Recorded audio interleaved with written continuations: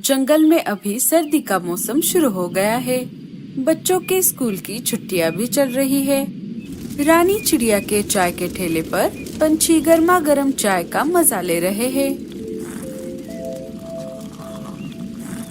रानी, तुम्हारे चाय का जवाब नहीं।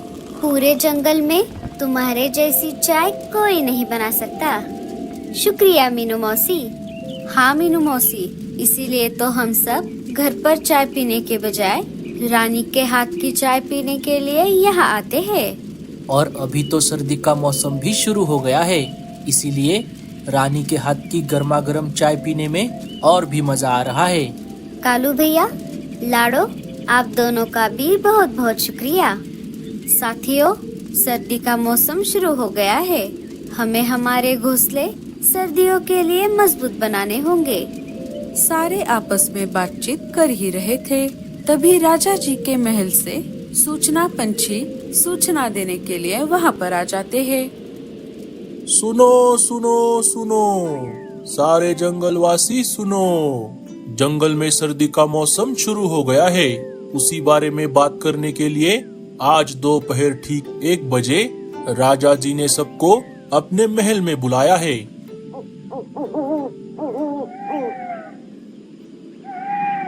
ये राजा भी ना कुछ भी करता रहता है। इसके पास करने के लिए कोई काम नहीं है, इसीलिए अब ये हम सबको बुलाकर बोर करेगा। अरे मीनू मौसी, आप ऐसा क्यों बोल रही हो? राजा जी ऐसे ही हमें महल में क्यों बुलाएंगे? साथियों, अभी दोपहर होने में टाइम है। तब तक हम सब बाहर जाकर अनाज लेकर आते हैं और कल हमें घोंसला पक्का करने के लिए लकड़ियाँ और घास फूस जमा करने के लिए भी जाना होगा। हाँ हाँ, चलो चलो। रानी, क्या तुम भी हमारे साथ आ रही हो?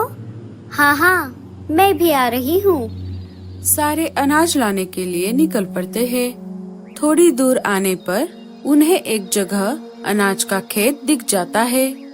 चलो साथियों, हम यहीं से अनाज जमा कर लेते हैं। दोस्तों, मेरा अनुभव ये कहता है कि हमें यहाँ से जितना हो सके उतना अनाज जमा कर लेना चाहिए।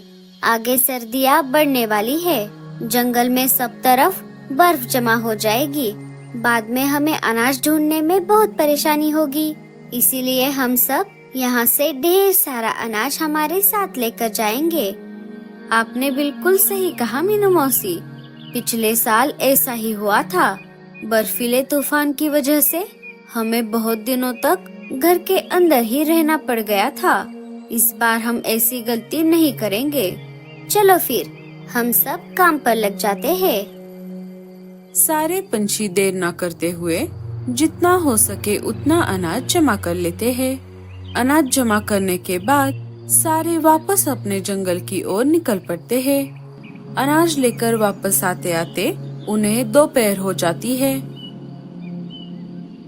लाडो, तुमने बिल्कुल सही कहा था। हमें अनाज लेकर आते आते दोपहर हो गई। साथियों, अभी हम ये अनाज हमारे घर लेकर चलते हैं। घर पे अनाज रख के हम सारे मिलकर महल जाएंगे। सबने वैसा ही किया जैसे रानी ने कहा था। थोड़ी ही देर में सारे महल में जमा हो गए। कालू, क्या सारे पंछी आ गए? हाँ राजा जी, सारे पंछी आ गए हैं। ठीक है, फिर मैं सभा को शुरू करता हूँ। साथियों, जैसे कि आप सब जानते हो, सर्दियों का मौसम शुरू हो गया है। उसी मौके पर आप सभी को हर साल की तरह इस साल भी अपने अपने घोंसले सर्दी के लिए मजबूत बनाने होंगे। बर्फीला तूफान कभी भी आ सकता है। ये सब हमें पहले से ही पता है राजा जी, लेकिन आपने हमें आज यहाँ पर क्यों बुलाया है, ये बताइए पहले। हाँ मीनू मौसी, मैं उसी बात पर आ रहा हूँ। साथियों, घोंसला पक्का करने के लिए जो भी सामान लगने वाला है, वो सारा सामान मैंने आप सभी के लिए पहले से ही जमा करवाया है। इसीलिए इस साल आपको सामान जमा करने के लिए यहाँ वहाँ जाने की कोई जरूरत नहीं है। बाकी की सारी जानकारी आपको सूचना पंछी दे देंगे। देखा मीनू मौसी, मैंने कहा था ना आपसे, राजा जी हमें ऐसे ही महल में क्यों बुलाएंगे। अब हमें घोंसला बनाने का सामान जमा करने के लिए यहाँ वहाँ जाने की कोई जरूरत नहीं पड़ेगी। राजा जी ने हमारे लिए महल में ही सारा इंतजाम कर दिया है। हाँ हाँ, अब बस भी करो उस राजा की तारीफ। अगर सामान देने के बजाय डायरेक्ट घोंसले बना के दिए होते तो मैं मानती। साथियों, अब हमें घोंसला बनाने के काम में लग जाना चाहिए। हाँ हाँ, चलो चलो। सारे एक एक करके अपने अपने जरूरत के हिसाब से सामान ले लेते हैं और अपने घर की तरफ निकल पड़ते हैं, सिवाय रीमा, भूरा और मीनू मौसी को छोड़कर। अरे भूरे, क्या तुझे सामान नहीं लेना? अरे नहीं मीनू मौसी, हमारा घोंसला पहले से ही बहुत पक्का है, इसीलिए हमें इस सामान की कोई जरूरत नहीं है। लेकिन आपका क्या? आपने भी तो सामान नहीं लिया। मेरा भी कुछ ऐसा ही है। मैंने हाल ही में मेरे घोंसले की मरम्मत करवाई है। मुझे भी ये सामान नहीं चाहिए।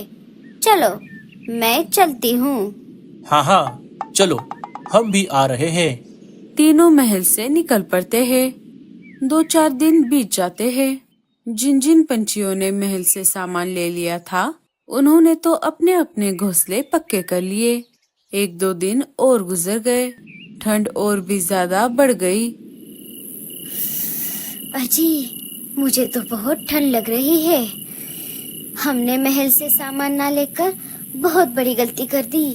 कल सुबह होते ही आप महल जाकर बचा कुचा सामान लेकर आइए और हमारा घोंसला ठंड के लिए पक्का कर लीजिए। वाह वाह वाह मीनू, तेरे जैसी पागल मैंने आज तक नहीं देखी। अगर उस दिन तूने सामान ले लिया होता तो आज तुझे ऐसे ठंड में नहीं बैठना पड़ता। अब कल सुबह होते ही मैं महल जाकर बचा कुचा सामान लेकर आऊंगी और मेरा घोंसला पक्का कर लूंगी। सुबह हो जाती है। सुबह होते ही भूरा और मीनू मौसी सामान लेने के लिए महल में आ जाते हैं। वहाँ आकर उन्होंने देखा, वहाँ पर तो कुछ भी नहीं बचा था। अरे मीनू मौसी, आप यहाँ पर क्या कर रही हो? अरे क्या बताऊँ भूरे, कल रात की ठंड ने मेरी हालत पतली कर दी। अगर उस दिन मैंने राजा जी ने दिया हुआ सामान ले लिया होता तो आज मेरे ऊपर ये नौबत नहीं आती। मैंने सामान ना लेकर बहुत बड़ी गलती कर दी। वैसे तू बता, तू यहाँ क्या कर रहा था? मैं भी यहाँ उसी काम के लिए आया था। मुझे और रीमा को लगा था कि हमारा घोंसला बहुत पक्का है, इसीलिए हमने भी उस दिन सामान नहीं लिया। लेकिन पिछले कुछ दिनों में ठंड इतनी ज्यादा बढ़ गई है कि हमारी भी हालत पतली हो गई है, इसीलिए आज मैं यहाँ सामान लेने के लिए आया था। लेकिन यहाँ पर तो कुछ भी नहीं है। भूरे के ऐसा कहते ही मीनू मौसी के दिमाग में एक आइडिया आ जाता है। अरे मीनू मौसी, क्या हुआ? आप कहाँ पर खो गई? भूरे, अब हम दोनों की प्रॉब्लम एक ही है। क्यों ना हम दोनों मिलकर हमारे लिए नए घोंसले बनाए। मैं और रीमा सामान जमा करेंगे और तू घोंसले बना। ये तो बहुत बढ़िया प्लान है मीनू मौसी। चलो, हम अभी काम पर लग जाते हैं। लेकिन पहले मैं मेरा घोंसला बनाऊंगा। हाँ हाँ, ठीक है, मुझे मंजूर है। तीनों काम पर लग जाते हैं। 2-3 दिन बीत जाते हैं। भूरा पहले अपना घोंसला बना लेता है। चल भूरे, अब तेरा घोंसला तो बनकर तैयार हो गया। अब मेरा घोंसला बनाते हैं। अरे अरे मीनू मौसी, थोड़ा रुक जाइए। अभी अभी तो हमारा घोंसला बनकर तैयार हो गया है। अब आज के लिए इन्हें थोड़ा आराम करने दीजिए। आपके घोंसले का काम हम कल शुरू करेंगे। अच्छा, ठीक है, अब मैं चलती हूँ। मीनू मौसी अपने घर वापस आ जाती है। अजी, क्या आप सच में उस बुढ़िया को घोंसला बनाकर देने वाले हो?